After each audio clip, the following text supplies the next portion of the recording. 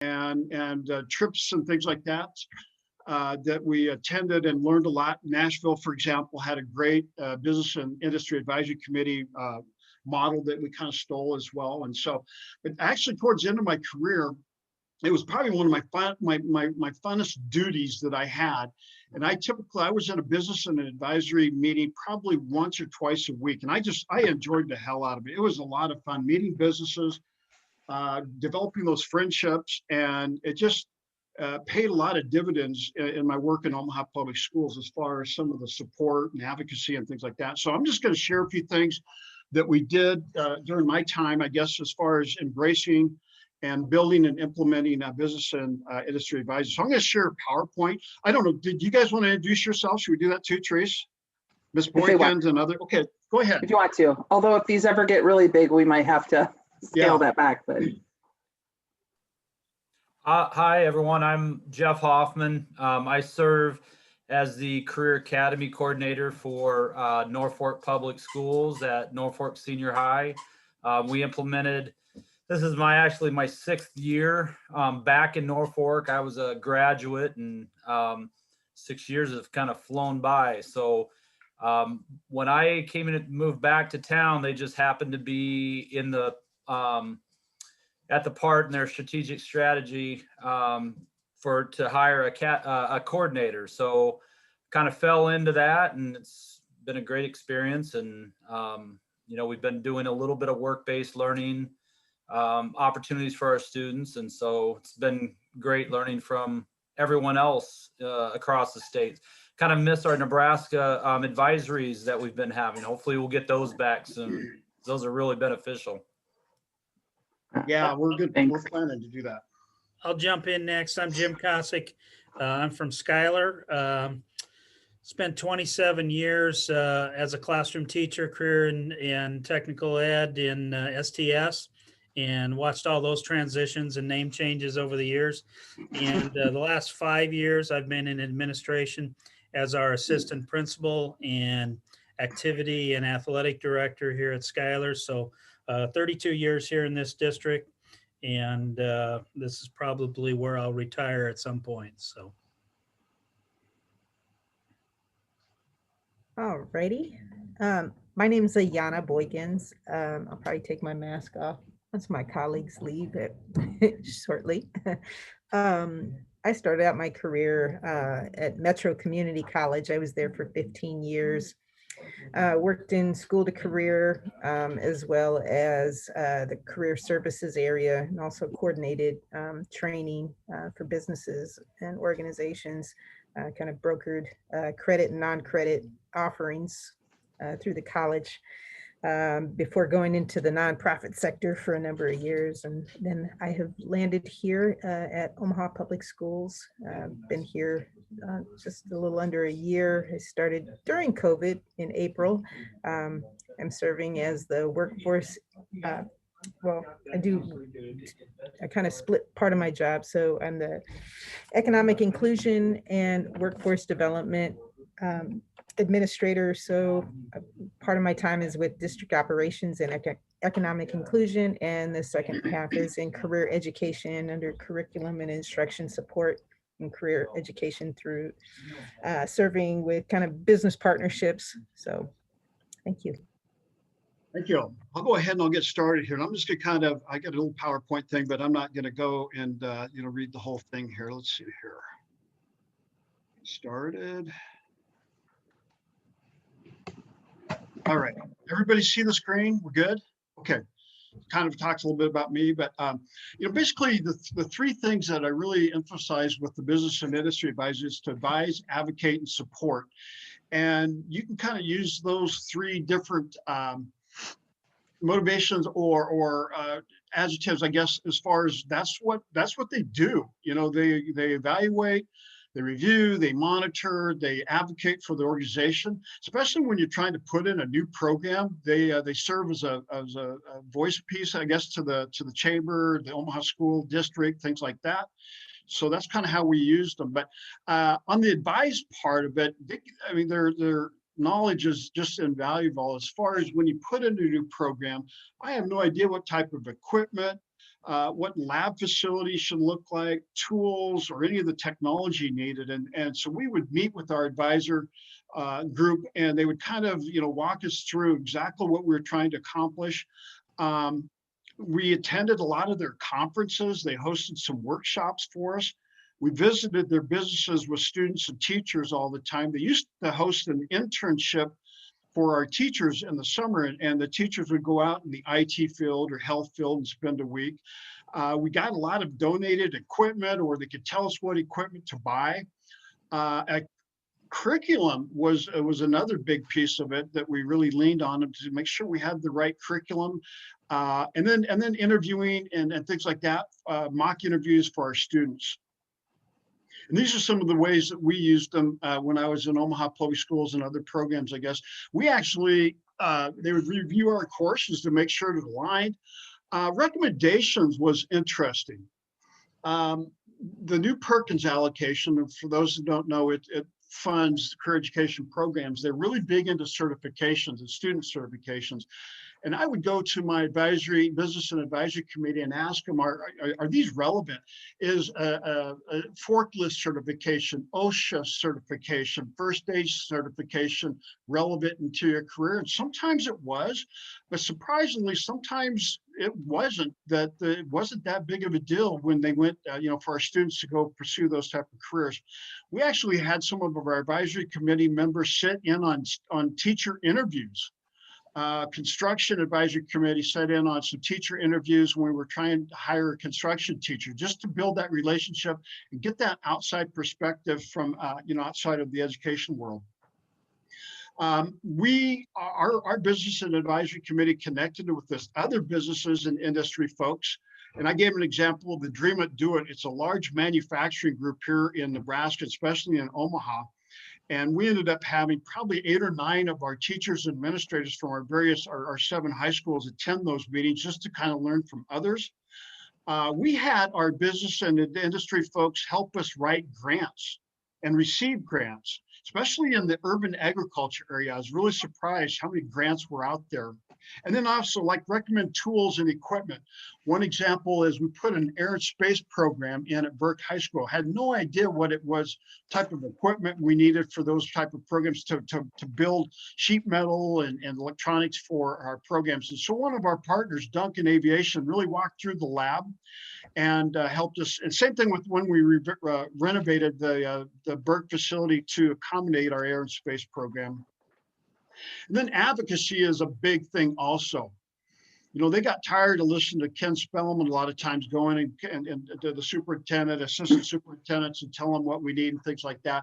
But it really made an impact when I had my industry folks go into the meetings with me. They tended to listen a little bit more closely than Ken blabbing his mouth off a lot. So, and these are some of the things we did have them attend local school boards when we put in new programs. Probably 4 or 5 years ago, I really wanted to get a new a career center in the Omaha area. And so I had several of my business partners go to a school board meeting. They presented and things like that. Unfortunately, the funding wasn't there, and it never happened. They would meet with our superintendent and advocate for CTE programs if they felt the need for it. They would meet with the local workforce or chamber members to support our programs. And then they were, like you said, they would invite our teachers to attend some of their meetings as well, the business meetings or manufacturing meetings. So that way my teachers or my staff could update their members on all of our programs. We just tried to get the word out as much as possible. We were even featured, some of our CTE programs in Omaha Public Schools were featured in their national business and industry journals or newsletters that went across to thousands of others. That was a pretty cool thing also, that they would showcase things, their partnerships that they were doing with us in Omaha Public Schools and featured in their industry magazine. And then also they would meet with other business and industry leaders on our behalf to kind of advocate for our programs. And then the third one is support. They supported teachers and students through networking, local businesses. You'd be surprised the number of donations that once you get a business and industry committee established and have that relationship, I mean, the donations were endless as far as extra tools and equipment that they no longer carried in their warehouse, we go pick up. And then also they participated in our CTSOs, that's the Career and Technical Education Student Organizations. They would help us with competitions and meetings and mock interviews and things like that. So it was a lot of support. And these are some of the ways that they did it in Omaha Public Schools as well. Donated tools, supplies, resources. We received a $50,000 check from Farm Credit Services from our urban agriculture program, and Ken got to sit in a NASCAR, which was pretty cool. We had about $250,000 raised by our advisory committee members for training and jackets specifically for FFA. They would actually co-teach some of our courses if needed. We partnered with the Local 22, that's the International Brotherhood of Electricians, and they would come in 3 times a week and co-teach with our skilled and technical teacher. If you're looking for a place to meet off-site, away from education, away from school, we really relied on our business and industry folks for our advisory meetings. We'd meet at Centrum's Bank, Heartland Workforce Solution, all of the different places just to get out of an educational facility, a school, central office, things like that. And then one of the things I'll talk about later, we implemented the internship days, and we had 5 or 6 events throughout the school year to help prep our junior kids in business, in IT, in construction, in urban agriculture. And these companies listed on the PowerPoint here actually hosted a day for our students, a full day, and they would help prepare them how to dress for success, do mock interviews, and then they would do a tour of the companies. And the companies and the businesses that we partnered, they loved it. They pretty much ran the entire day. They would have their HR person come in and talk to the kids, their managers, their operation managers. And it was just a really cool day for our kids. And besides, they could actually go out and see what it's like to look, spend a day at First Data or spend a day at Union Pacific. How do you dress? How do you interact? What do you do in a business type of setting? So it was a really cool experience for our students. And we actually had a couple of our business and industry folks lead capital fundraising campaigns for us. Bryan High School implemented an urban agriculture program, and we were looking for $8 million to put in a greenhouse and some other equipment. And they kind of led that campaign for us. And so it was kind of, just kind of lifted a little weight off of my shoulder, but they did a great job with that. This is the structure that I used in Omaha Public Schools. And I kind of got some of this models from some of the schools that I visited. We visited the CAPS program in Blue Valley, Kansas, went to Nashville, Tennessee, and visited the Nashville Public Schools and kind of got some of these things from them. In Omaha Public Schools, we had about 11 or 12 career academies or programs of study. And so I wanted a advisory committee for each of those programs of study or career academies. And so we would start small, 8 to 10 business and industry members, and we met a lot. We met on at least a quarterly basis. And sometimes if it was a new program, we'd meet on a monthly basis. And what these smaller groups were doing, they'd meet at the school. And I really wanted somebody in the, in the career, in the field of work that we were trying to, like aerospace, urban agriculture, business, construction, engineering. I wanted somebody that was in that area, for example. I didn't want the owner.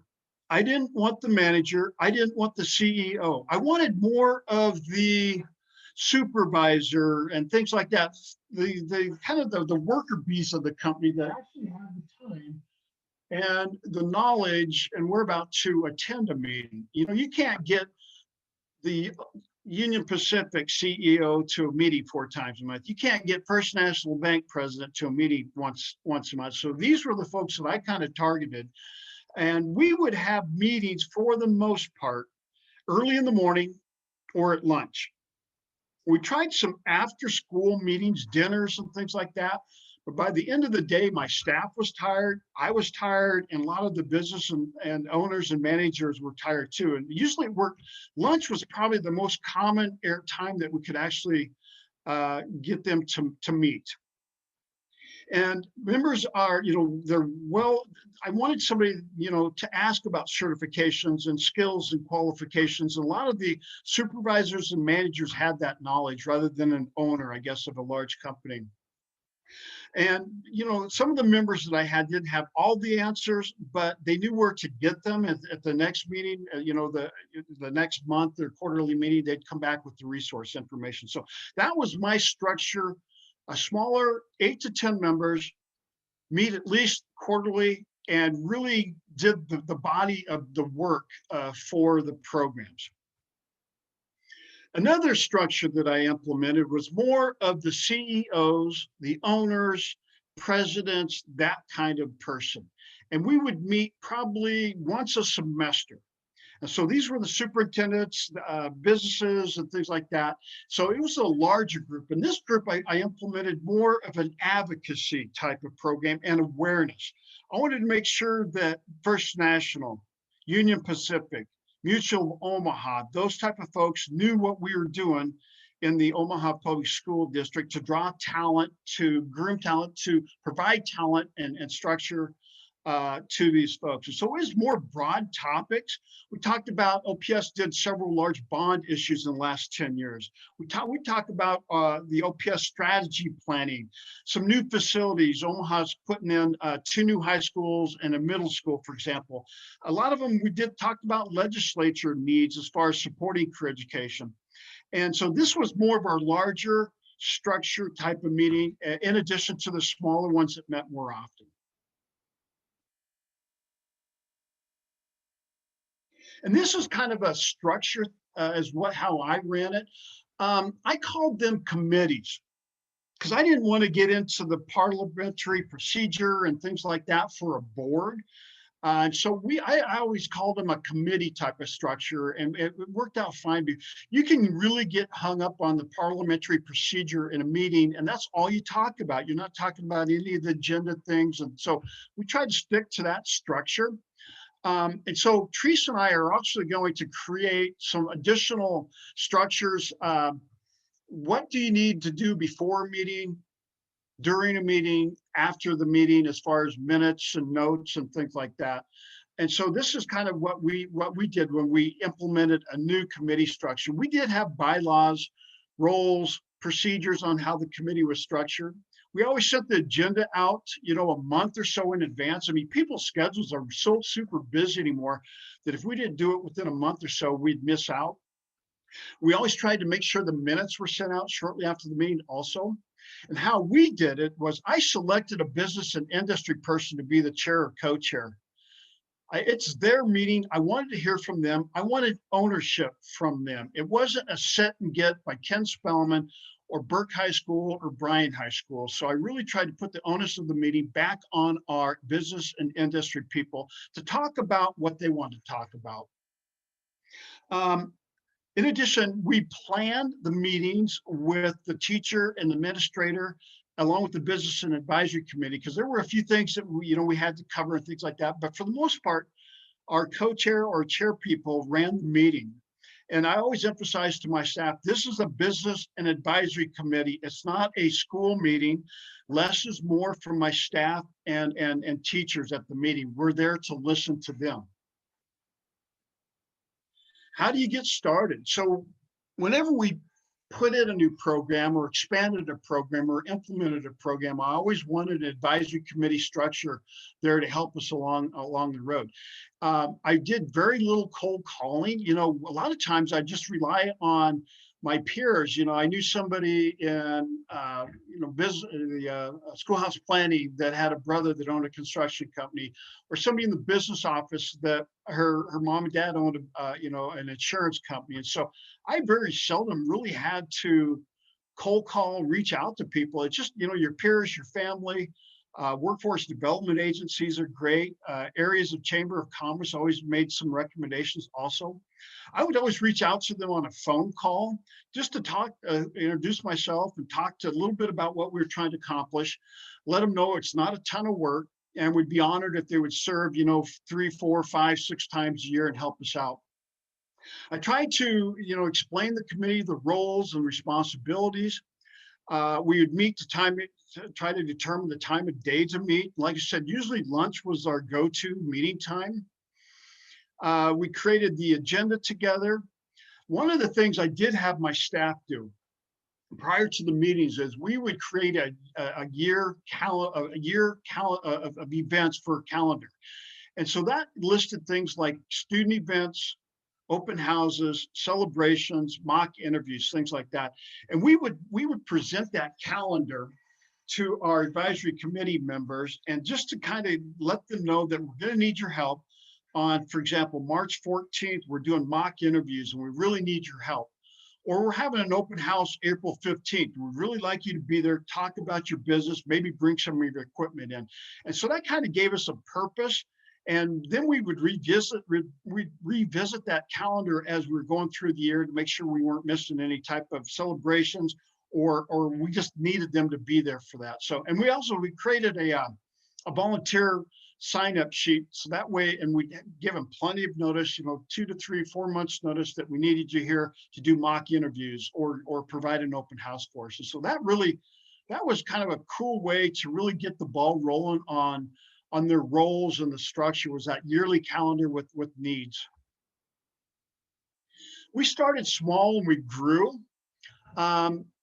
We really wanted to make sure that the members understood our programs and needs. And it was kind of funny. We talk about some things and maybe we were missing a key component or business.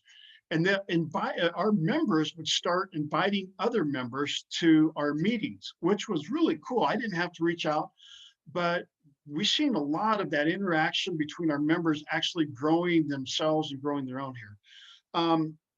We always hosted meetings for the most part at a lot of times at our facilities or their facilities also, to show off and show their products and things like that.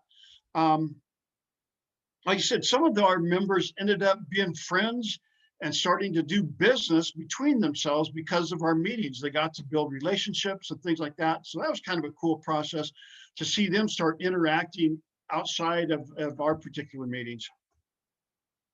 I never asked anybody for funding. I mean, that is just a sure bet way for them not to show up, to really get turned off, to do anything like that. Whenever we had needs, we just kind of nonchalantly mentioned that, we've got, for example, 6 kids going to a manufacturing conference in Chicago. And we just we just let it go from there. And by the end of the meeting, somebody would step up. Hey, I think I could probably support $300 to send one of your students to the meeting. This just happened about 2 weeks ago. I was on a Benson Health Professional Academy meeting, and they were needing some money for kids to get their CNA certification from Clarkson College. Before the meeting ended, they had 10 spots. Somebody donated $3,000. I mean, it seemed to work like that. So anyway, that's kind of some of the structure ways that we used it here. It benefited Omaha Public Schools and our programs, but there was a lot of benefits that I could see that our advisory committee structures took back to them also. As you're probably aware, more and more businesses and industries are doing more and more of the community service. And so this was a great way for those companies to provide back to the community by serving on my industrial advisory committees. We always tried to mention the business in our newsletters, websites, Twitter feeds, and Omaha Public Schools put together an annual report. And we'd mention our businesses on that report. And then certainly on our website, that's really kind of taken off and growing. 10 years ago, it wasn't hit that, but the OPS website is looked at a lot now. One of the things we did, and I don't know where I stole this out, it must have been Nashville, but we started logging the volunteer hours. There is a website, it's a government website where you can government hours as far as just attending a meeting, government usage or rates for facility usage, and then donations and funding. And what I would do, so the schools, and I was typically at the meetings as well, but what I would do as those meetings ended, the curriculum specialist, assistant principal, counselor would send me the minutes of the meeting so I could see who was there. And I started logging all that information that the Urban Agriculture Advisory Committee met an hour on August 15th. There was 15 minutes or 10 members there. 10 times 200 or $25 is $250 in personnel resources. And so I started tracking that. That was kind of a cool way to kind of really see the benefit, the time and things like that that our advisory committee put in here. Our members love working with students and teachers. We tried to have, teachers obviously, but students at the meetings also. And so they started building those relationships. They loved grooming tomorrow's leaders, and then also networking with other members at the meeting. They'd like to be able to create the change and then lead the program, lead and create the change in the CTE program. And then we always tried to recognize them at the annual CE conference, and that's the Nebraska Career Education Conference in Kearney, Nebraska. We always tried to make sure that we got somebody recognized that supported our programs. So these are some of the norms and guidelines that Teresa and I will work on and send out. What should you do before the meeting, during the meeting, after the meeting, things like that, just to kind of help you along if you currently don't have advisory committees. And these are some photos that I went back and found. To the left of the screen, those are our advisory committees conducting mock interviews, getting ready, kids ready to go out on interviews. This was at the Bryan Library, it looks like, but we had probably 10 of our members there, had a list of questions, but the kids found it really invaluable. I mean, they don't get a whole lot of practice interviewing, creating resumes, cover letters, things like that. We had a great, advisory committee or still do, for Bryan High School, and we had, farmers and ranchers on the committee, and allowed us to visit some resources or farms and stuff that we don't typically have in Omaha, Nebraska. And these are, I just kind of found this. This was some of our members for Bryan High School. People don't realize that 1 out of 3 loans in the state of Nebraska is an urban agriculture or farm loan. So we really made sure that we had credit services, financial institutions, things like that on our committees. Try to include your community college or your post-secondary also, because you want to make sure that there's a pathway once kids leave your high school that they can go right into your local community college. So this is kind of a list of who we had. It's probably changed. This is from a couple of years ago. So like I said, 8 to 10 members meet, 4 times a year and get things going. This is that slide I talked about. We worked with 151 businesses, 274 personnel, and we logged in over 2,000 hours. And it came up to around over $80,000 in volunteer hours, facilities, things like that. So I would send this out to the businesses, and I'd include it in any of the OPS marketing materials that we had. And this is just for 1 year. And these are some other things that some of our sponsors did. Writing grants, accepting grants. A lot of our advisory committee members had access to grant funding. Like I said, they would lead a fundraising campaign for a new greenhouse on our behalf. Bert partnered with JetLink, the little airport outside of Epley to the east, and they would do flight lessons for our students. Partnered with the U.S. Air Force. Southwest Airlines is our partner, and they flew our students and staff to Dallas to tour their training facility. I mean, these are some of the things that are possible with your business and industry advisory committee. I mean, it just kind of blows your mind, some of the different things. Then we would build an airplane at the Millard Airport, and that was provided by our sponsors. And they had a club, and some of these retirees would help kids build the airplane. And then they would sell the airplane. It was a flyable actual airplane. And this is an agenda with the, looks like Union Pacific. So we had all of our engineering students and our transportation, distribution, and logistics students, there were about 100 of them, over to Union Pacific downtown. And like I said, Union Pacific and their staff ran the entire day.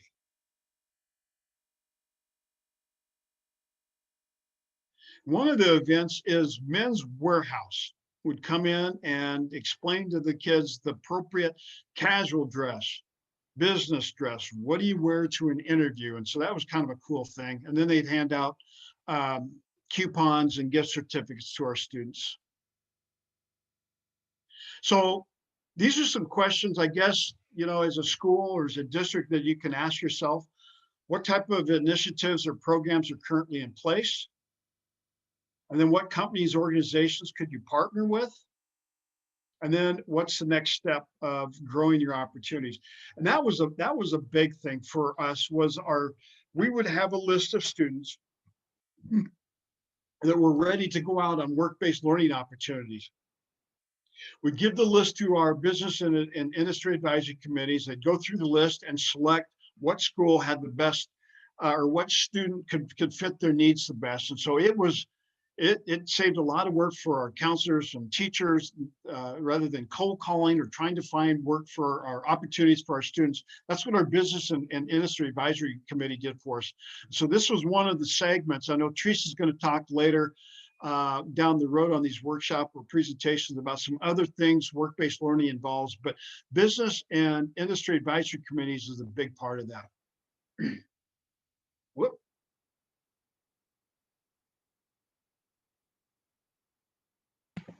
So I think that was it. Let me see here. Good job handing over. Let me see here. I don't know if I had anything. Oh, stop. You are sharing your screen. Yeah. All right. Yeah, you were back. You were. All right. Now As you can tell, there you go. I'm new to this stuff. My darn microphone wasn't working for about 2 days and I was freaking out. So anyway, that's kind of what we did. And that's just kind of one model that I kind of created, but I sure enjoyed it. That was a lot of fun, meeting new members and just hearing their needs and just you can just sense their enjoyment working with the teachers and students at the meetings. And so it was a lot. It was probably like the most enjoyable thing I did. So. Thanks so much, Ken.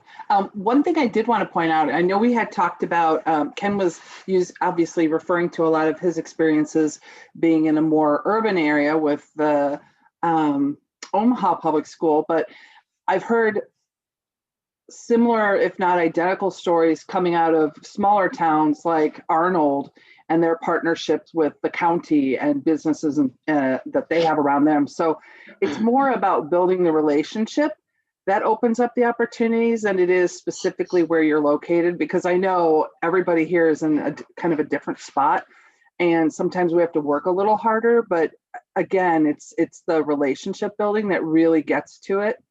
And it's not going to be instant, right, Ken? Yeah, and what I would do, you know, we just had the numbers. You know, we had a lot of students. You know, we'd have 300 kids in this program or that program, and I felt the need to have a committee for each of the programs. But in a smaller district, I think if you don't have anything right now, I would just put in a career and technical education, business and industry advisory committee that would represent all of your areas: agriculture, business, skill and technical, information, science, and just kind of start there and see how it goes. And, you know, maybe a 12 members, and maybe you only meet twice a year, but just get that started and see how it goes. And then if you have other needs, or you can branch out or really dive deep and start narrowing in on programs and study rather than just the entire CTE program. So. Okay, so should we open it up for questions? Ready for that, Ken? Yeah. Okay, so I promise question and answer time. It can be about the topic that Ken gave us today, advisory councils, or let me stop the recording, sorry. Or it could be